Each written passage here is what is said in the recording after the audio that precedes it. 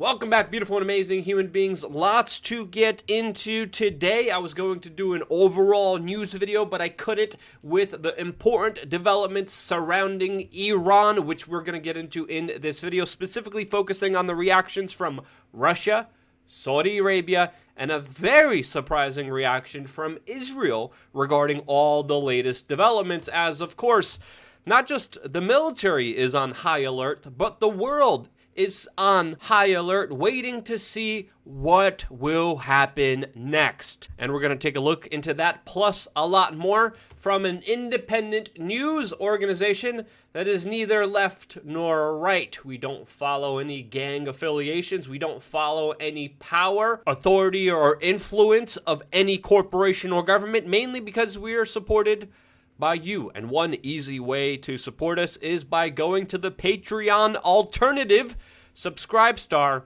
and just even subscribing for $1 a month. $1 a month. If every one of our viewers did that, we would promise to do our best to change the world with that money. And because some of you individuals still do and keep us around, thank you sincerely from the bottom of my heart, especially during this critical time when we are under massive attack for voicing news from both sides of the story.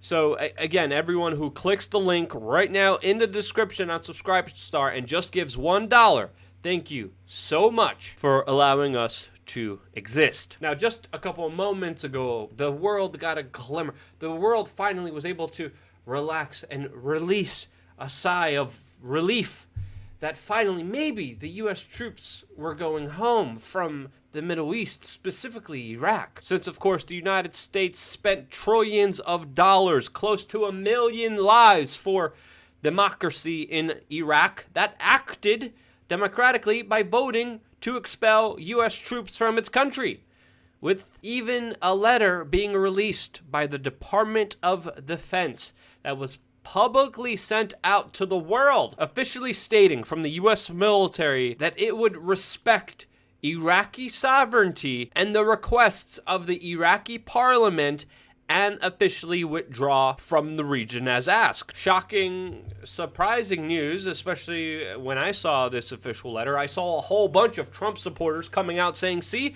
the 4D chess worked. The 4D chess actually happened to fruition. This was Trump's plan all along. QAnon told me, I'm telling you, this was going to happen. And all those people were absolutely incorrect, as the DOD offered more statements saying that no, that this was not an official letter. The United States is not withdrawing its troops from Iraq, and that this letter wasn't, quote, officially signed. Now, what's very interestingly is that when you look in this original photo of this document, you could see the same letter written in the native language of Iraq, and also possibly even signed. And of course, what's really interesting here is that this letter was most likely leaked by someone in the U.S. military who does not want war and more war in the Middle East, or it was released by someone in the Iraqi official government that maybe even got the letter. But the United States official response is no. We are not going to respect Iraqi sovereignty, as more U.S. personnel and military is moving into the region, moving into the country. And as one young military soldier from the 82nd Airborne says, quote, "We're going to war, bro." Yeah, bro.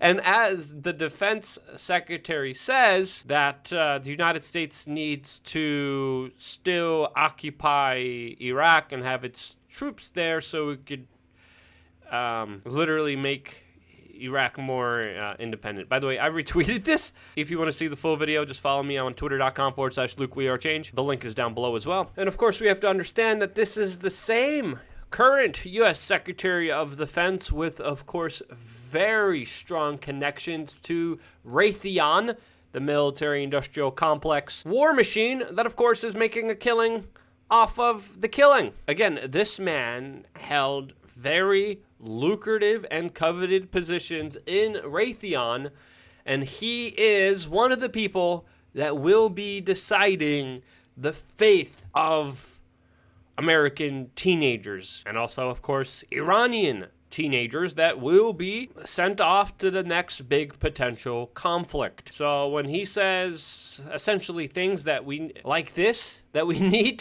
to occupy a country for their independence, you definitely shouldn't be surprised. And you also shouldn't be surprised when there is a $4.2 billion show of force, as there recently was at a Utah U.S. military base, where 52 symbolic F-35A aircraft, which by the way cost $1.5 trillion to develop, decided to do a photo op to represent the larger show of force, specifically designed symbolically to represent the number of Americans that were held captive during the 1979 Iran U.S. Embassy hostage crisis, which even some people who were a part of, some people who were previously captured by the Iranian regime are saying, please, I don't want anything to do with these latest escalations against Iran. So yeah, even former U.S. ambassadors that were held hostage by Iran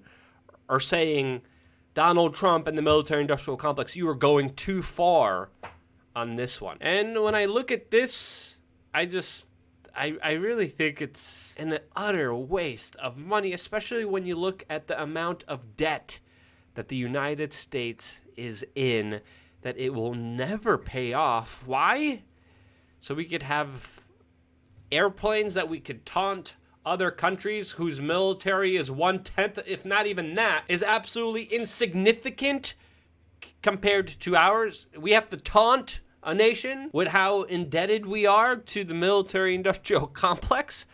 It's honestly a little bit ridiculous and ill-conceived, in my opinion. But of course, if you think I'm wrong, let me know in the comment section why you think I am wrong. But moving forward, especially to the other countries' reactions to a lot of these latest developments in the Middle East, the first one that I specifically want to concentrate on is, of course, Russia, with Russian President Vladimir Putin making a surprise visit to Syria for a military briefing. He, of course, publicly met with the current ruler of Syria, Bashar al-Assad, at the Damascus airport, and has even proposed to help, quote, secure Iraqi airspace with S-400 air defense systems, which is a direct slap against the tensions that are mounting between the United States and the Iraqi government in the region, which representatives,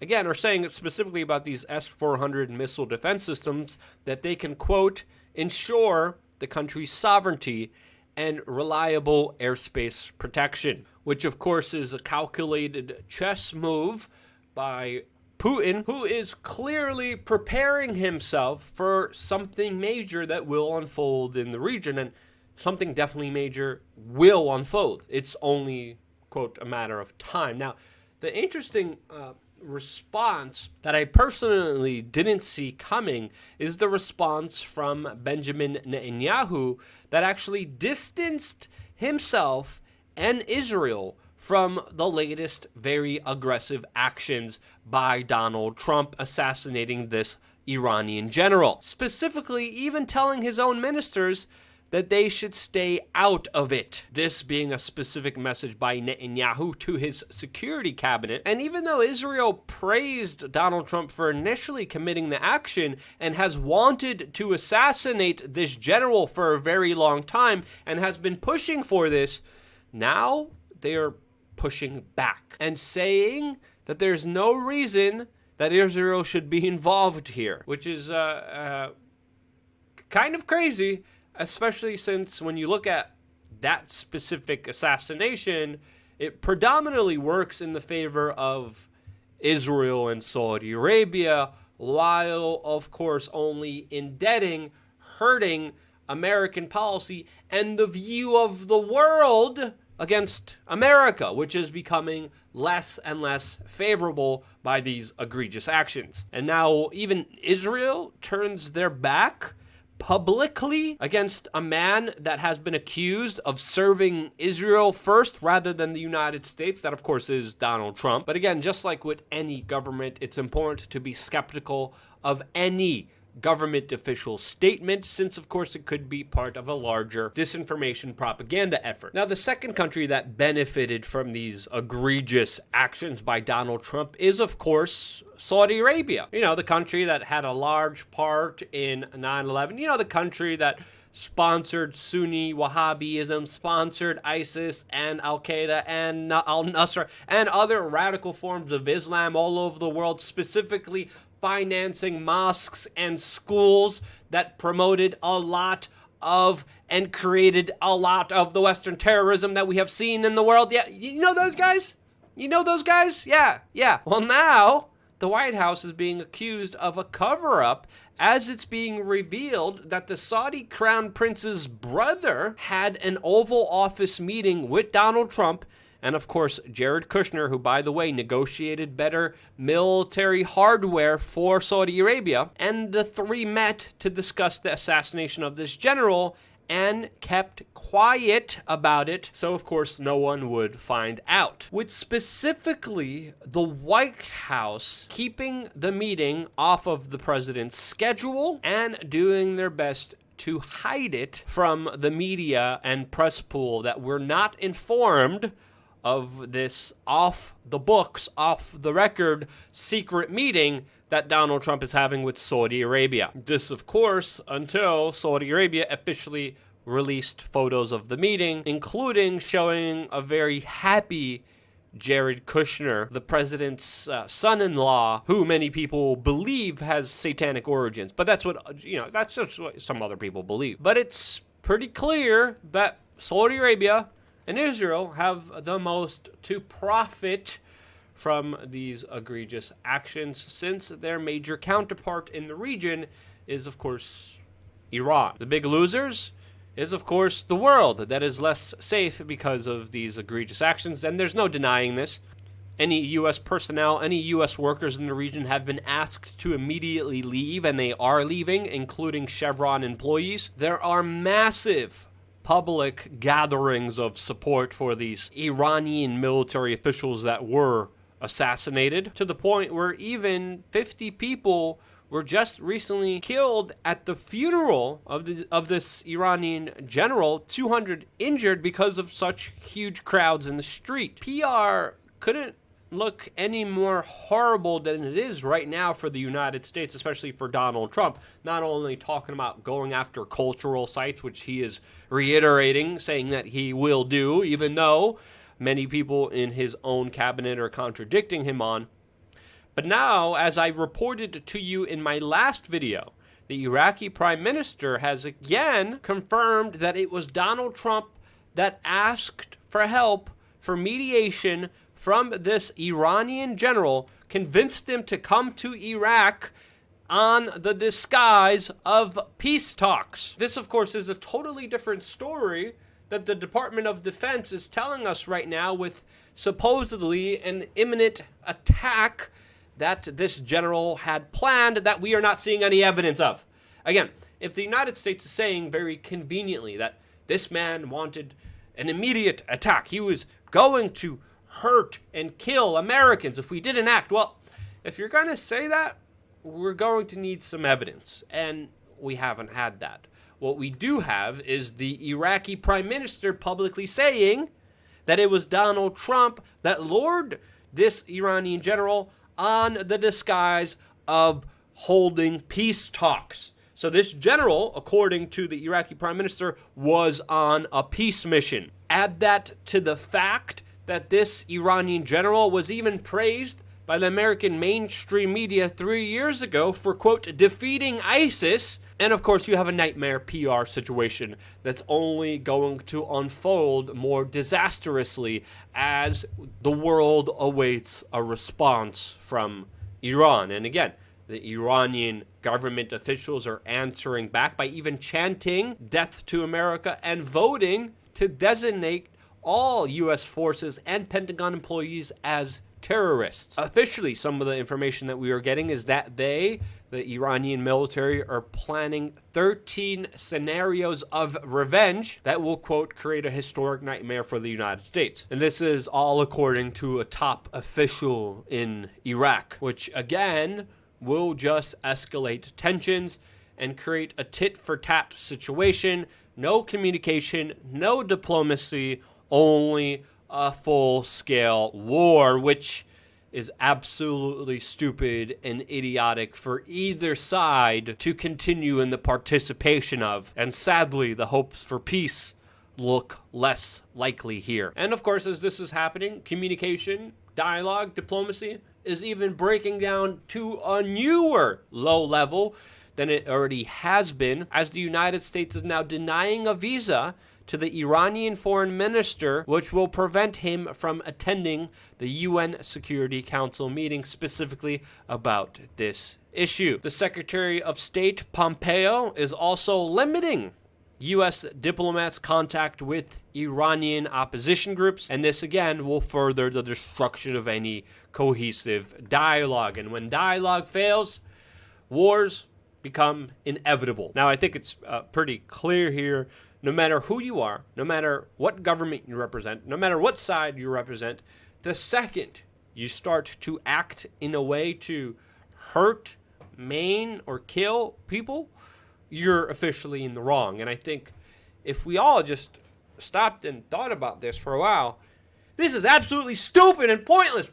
For what reason is all of this happening? This doesn't secure your U.S. interest. This doesn't make America great again. It indebts this country. It destroys this country. The same people that told us that there was weapons of mass destructions in Iraq are the same people puppeteering those same similar lines, including lines from the last Iraq war, lines from Dick Cheney that have absolutely proven not to be true. There's so many people out there that are literally just regurgitating neocon propaganda, and these are the same people that just literally weeks ago were denouncing the deep state. And now they're literally regurgitating deep state talking points to you as if it's gospel. I'm completely shocked at what is happening, especially in, quote, alternative media. There's a huge subject of people who absolutely supported me when I was against the deep state, when,